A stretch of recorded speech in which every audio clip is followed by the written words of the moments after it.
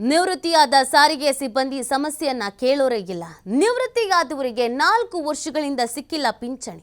4 ನಿಗಮಗಳಲ್ಲಿ 2020 ರಿಂದ 2022 ಸಾವಿರದ ಸಿಬ್ಬಂದಿ ನಿವೃತ್ತಿಯಾಗಿದ್ದಾರೆ. ನೋಡಿ, 2020 ರಿಂದ 22 ಸಾವಿರ ಸಿಬ್ಬಂದಿ ನಿವೃತ್ತಿಯಾಗಿದ್ದಾರೆ. ನಿವೃತ್ತಿಯಾದ ಸಾರಿಗೆ ಸಿಬ್ಬಂದಿಗೆ ಸಿಕ್ಕಿಲ್ಲ ನಯಾ ಪೈಸೆ ಪಿಂಚಣಿ. 2,000 ಕೋಟಿ ರೂಪಾಯಿ ಬಾಕಿ ಉಳಿಸಿಕೊಂಡಿದೆ ಸರ್ಕಾರ.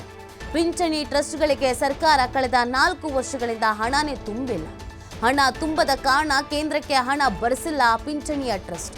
ಹೀಗಾಗಿ ನಿವೃತ್ತಿಯಾದ ಸಿಬ್ಬಂದಿ ಕೈ ಸೇರ್ತಾ ಇಲ್ಲ ಪಿಂಚಣಿ ಹಣ. ನೋಡಿ ಎಷ್ಟರ ಮಟ್ಟಿಗೆ ಸಮಸ್ಯೆ ಆಗ್ತಾ ಇದೆ ಅಂತ. ವಯಸ್ಸಾಗೋವರೆಗೂ ದುಡಿತಾನೆ ಇರ್ತಾರೆ ಪಾಪ. ಕೊನೆಯದಾಗಿ ಅವ್ರು ನಿರೀಕ್ಷೆ ಇಟ್ಕೊಳ್ಳೋದು ಏನು ಅಂತಂದ್ರೆ ಪಿಂಚಣಿ ಹಣ ಬರುತ್ತಲ್ಲ ಅಂತ. ಅದಕ್ಕೂ ಒಂದು ಕಮಿಟ್ಮೆಂಟ್ ಮಾಡ್ಕೊಂಡು ಬಿಟ್ಟಿರ್ತಾರೆ ಕೆಲವರಂತೂ ಪಾಪ. ಇನ್ನು ಅವರು ದುಡಿಯೋವರೆಗೂ ಕೂಡ, ಅಂದರೆ ಕೆಲಸದಲ್ಲಿ ಇರೋವರೆಗೂ ಮಕ್ಕಳಾಯಿತು, ವಿದ್ಯಾಭ್ಯಾಸ ಆಯಿತು, ಮದುವೆ ಆಯಿತು, ಈ ಥರದ್ದು ನೋಡ್ಕೊಂಡು ಬರ್ತಾ ಇರ್ತಾರೆ. ಇನ್ನು ಕೊನೆಯ ಕಾಲದಲ್ಲಿ ಮಕ್ಕಳು ಅವ್ರುಗಳು ಕೈ ಬಿಟ್ಬಿಡ್ತಾರೆ. ಆಗ ಅವ್ರಿಗೆ ಆಸರೆ ಆಗಿರೋದು ಏನು? ಪಿಂಚಣಿ. ಆದರೆ ನಿವೃತ್ತಿ ಆದವರಿಗೆ 4 ವರ್ಷಗಳಿಂದ ಪಿಂಚಣಿ ಅನ್ನೋದೇ ಸಿಕ್ಕಿಲ್ಲ ಅಂತಂದರೆ ಅವ್ರ ಜೀವನ ಎಷ್ಟು ಕಷ್ಟಕರ ಆಗಿರುತ್ತೆ ಅಂತ ಯೋಚಿಸ್ಬೇಕಾಗತ್ತೆ. 4 ನಿಗಮಗಳಲ್ಲಿ 2020 ರಿಂದ 22 ಸಾವಿರ ಸಿಬ್ಬಂದಿ ನಿವೃತ್ತಿಯಾಗಿದ್ದಾರೆ. ನಿವೃತ್ತಿಯಾದಂಥ ಸಾರಿಗೆ ಸಿಬ್ಬಂದಿಗೆ ನಯಾ ಪೈಸೆ ಪಿಂಚಣಿ ಸಿಕ್ಕಿಲ್ಲ. ಸರ್ಕಾರ ಹಣವನ್ನ ಅಲ್ಲಿ ಭರ್ತಿ ಮಾಡೇ ಇಲ್ಲ. ಸೊ ಇದರಿಂದಲೇ ಸಮಸ್ಯೆ ಆಗ್ತಾ ಇರೋದು. ಆ ಕಾರಣಕ್ಕೆ ಇದೀಗ ಹಿಡಿಶಾಪ ಹಾಕ್ತಾ ಇದ್ದಾರೆ. 2,000 ಕೋಟಿ ರೂಪಾಯಿ ಬಾಕಿ ಉಳಿಸ್ಕೊಂಡಿದೆ ಸರ್ಕಾರ ನಮ್ಗೆ ಅನ್ಯಾಯ ಮಾಡ್ತಾ ಇದೆ, ನಮ್ಮ ಹೊಟ್ಟೆ ಮೇಲೆ ಹೊಡೆಯೋ ಕೆಲಸ ಮಾಡ್ತಾ ಇದೆ ಅನ್ನುವಂಥ ಅಸಮಾಧಾನ, ಆಕ್ರೋಶವನ್ನು ಹೊರ ಹಾಕ್ತಾ ಇದ್ದಾರೆ. ಸರ್ಕಾರ ಈ ಬಗ್ಗೆ ಗಮನ ಹರಿಸಬೇಕು. ಯಾವುದ್ಯಾವುದೋ ಯೋಜನೆಗಳು, ಅನುದಾನಗಳು ಎಲ್ಲವನ್ನೂ ಮಾಡುವಂಥ ಸರ್ಕಾರ ಪಾಪ ಪಿಂಚಣಿಗಾಗಿ ಕಾದು ಕುಳಿತಿರುವ, ಪಿಂಚಣಿಯನ್ನೇ ನಂಬಿ ಜೀವನ ಕಟ್ಕೊಂಡಿರುವಂಥ ಅದು ಎಷ್ಟೋ ಸಾವಿರ ನೌಕರರಿಗೆ ಈ ಪಿಂಚಣಿ ಕೊಡದೇ ಇದ್ದರೆ, ಅಥವಾ ತುಂಬಬೇಕಾದಂಥ ಬಾಕಿ ಹಣವನ್ನು ತುಂಬದೇ ಇದ್ದರೆ ಅವರ ಉಳಿದಂಥ ಜೀವನ ಕಷ್ಟದಲ್ಲಿ ಕಳೆಯೋ ಪರಿಸ್ಥಿತಿ ಬರುತ್ತೆ. ಸೊ ಆ ಕಾರಣಕ್ಕಾಗಿ ಸರ್ಕಾರ ಈ ಬಗ್ಗೆ ಹೆಚ್ಚಿನ ರೀತಿಯಾದಂಥ ಮೃತುವಜ್ಜೆಯನ್ನು ವಹಿಸಬೇಕು. ಪಿಂಚಣಿ ಟ್ರಸ್ಟ್ಗಳಿಗೆ ಸರ್ಕಾರ ಕಳೆದ 4 ವರ್ಷಗಳಿಂದ ಹಣ ತುಂಬದೇ ಇರೋದ್ರಿಂದ ಎಷ್ಟೋ ಮಂದಿ ಇವತ್ತು ಬೀದಿಗೆ ಬಿದ್ದಿದ್ದಾರೆ, ಕಂಗಾಲಾಗಿ ಹೋಗಿದ್ದಾರೆ, ಜೀವನ ನಡೆಸೋದಕ್ಕೆ ಕಷ್ಟ ಆಗ್ತಾ ಇದೆ. ಈಗ PF ಅಮೌಂಟ್ ಮಾತ್ರನೇ ಸುಮಾರು 1,100 ಕೋಟಿ ಇದೆ. ನಾವು ಏನು PF ಟ್ರಸ್ಟಿಗೆ ಜಮಾ ಮಾಡಬೇಕು, ಸಿಬ್ಬಂದಿ ಪರವಾಗಿ ನಮ್ಮ ಕಾರ್ಪೊರೇಷನಿಂದ ಜಮಾ ಮಾಡಬೇಕಲ್ಲ, ಅದನ್ನು ನಾವು ಟ್ರಸ್ಟಿಗೆ ಇದು ಸ್ಯಾಲ್ರಿ ಎಲ್ಲ ಕೊಡ್ತಾ ಇದ್ದೀವಿ. 1,100 ಕೋಟಿ PF ಟ್ರಸ್ಟ್. ಬಟ್ ರಿಟೈರ್ ಆದರೆ PF ಟ್ರಸ್ಟಿಂದ ಸಿಬ್ಬಂದಿಗೆ ಬಂದುಬಿಡ್ತದೆ. ಬಟ್ ಸಂಸ್ಥೆಯಿಂದ ಟ್ರಸ್ಟಿಗೆ ಕಟ್ಟಬೇಕು, ಅದು ಬಾಕಿ ಉಳಿದಿದೆ. ಅದಕ್ಕೆ ನಮಗೆ ಸಹಾಯ ಮಾಡಬೇಕಂತ ಸರ್ಕಾರ. ಈಗ ಲಾಸ್ಟ್ 3 ಇಯರ್ಸ್ 2022ವರೆಗೆ ಕಟ್ಟಿದ್ದೀವಿ. 22, 23, 24 21 ಸಾವಿರ ಸಿಬ್ಬಂದಿ ಎಲ್ಲರಿಗೂ PF ಇದೆ. ಸೊ ಆಲ್ಮೋಸ್ಟ್ ನಮ್ಮ 12% ನಾವು ಸ್ಯಾಲ್ರಿ ಕಟ್ ಮಾಡ್ತೀವಿ, ನಾವು ಸಂಸ್ಥೆಯಿಂದ 10% ಹಾಕ್ತೀವಿ. 2 ಸೇರಿ ಟ್ರಸ್ಟಿಗೆ ಜಮಾ ಮಾಡಬೇಕು, ಅದು ಬಾಕಿ ಇರೋದು. ಮತ್ತು ಸ್ಯಾಲ್ರಿ, ನೆಟ್ ಸ್ಯಾಲ್ರಿ ಕೊಡ್ತಾ ಇದ್ದೀವಿ ನಾವು. ಇದು PFಗೆ ಕೇಳಿದ್ದೀವಿ, ಮತ್ತು ಬಸ್ ಖರೀದಿ ಮಾಡೋಕ್ಕೆ ಕೇಳಿದ್ದೀವಿ. 250 ಬಸ್ ಖರೀದಿ ಮಾಡಬೇಕು ಅಂತ ಕೇಳಿದ್ದೀವಿ. ಬಸ್ಸಸ್ಸು ಬೇಕು ಅಂತ. ಸೊ 2 ಇದೆ ಪ್ರಪೋಸಲ್. ಬಟ್ ಇನ್ನೂ ಅಪ್ರೂವ್ ಆಗಬೇಕು. 1,100 250 ಬಸ್ಗೆ ಇನ್ನೂ ಒಂದು 200 ಕೋಟಿ.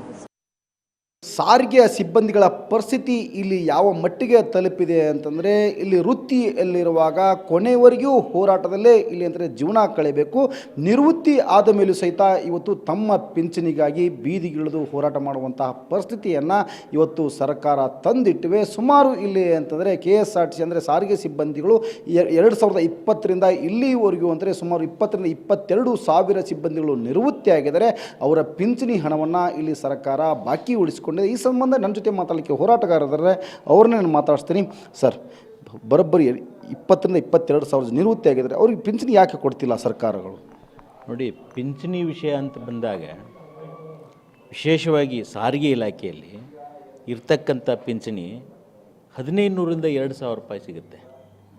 ಯಾವುದಾದ್ರೂ ಕುಟುಂಬ 1,500, 2,000ದಾಗ ಬದುಕಲಿಕ್ಕೆ ಸಾಧ್ಯತೆನಾ?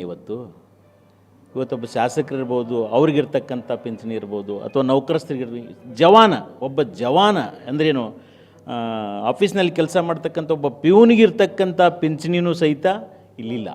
ಅದಕ್ಕೆ ಸರ್ಕಾರದಲ್ಲಿ ಏನಾಗಿದೆ ಅಂದರೆ ಎರಡು ಕಾರಣ.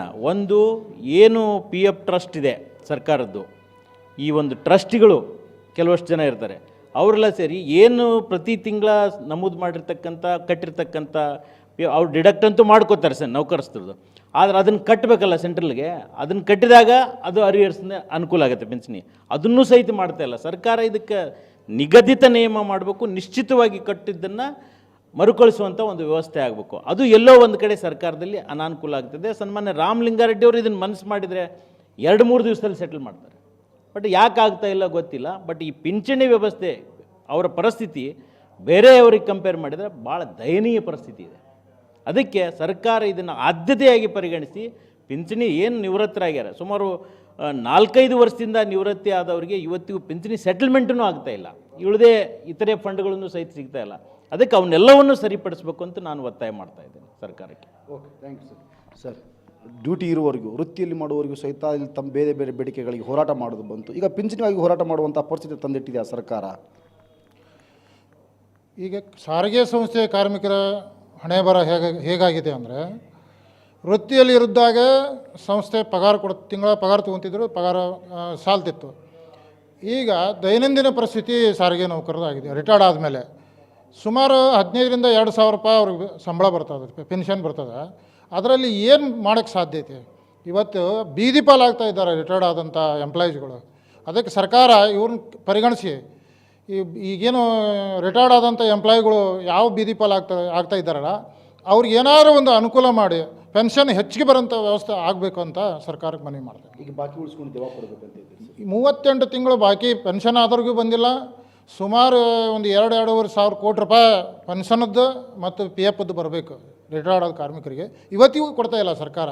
ಅದಕ್ಕೆ ಅದನ್ನು ಶೀಘ್ರಗತಿಯಲ್ಲಿ ಕೊಡಬೇಕಂತ ಮನವಿ ಮಾಡ್ತಾಯಿದ್ದೀನಿ. Okay, thank you sir. ಸರ್ಕಾರ ಇಲ್ಲಿ ಎಚ್ಚೆತ್ತುಕೊಳ್ಬೇಕು. ಏನು ನಿವೃತ್ತ ನೌಕರರ ಸ್ಥಳದಲ್ಲಿ ಅವರ ಪಿಂಚಣಿಯನ್ನು ಸರ್ಕಾರ ಏನು ಬಾಕಿ ಉಳಿಸ್ಕೊಂಡಿದೆ ತಕ್ಷಣ ಬಿಡುಗಡೆ ಮಾಡಬೇಕು. ಬಿಡುಗಡೆ ಮಾಡಿ ನಿವೃತ್ತಿ ನೌಕರ ಕಣ್ಣೀರು ಒರೆಸಬೇಕು ಅನ್ನೋದು ಹೋರಾಟಗಾರರ ಮಾತು.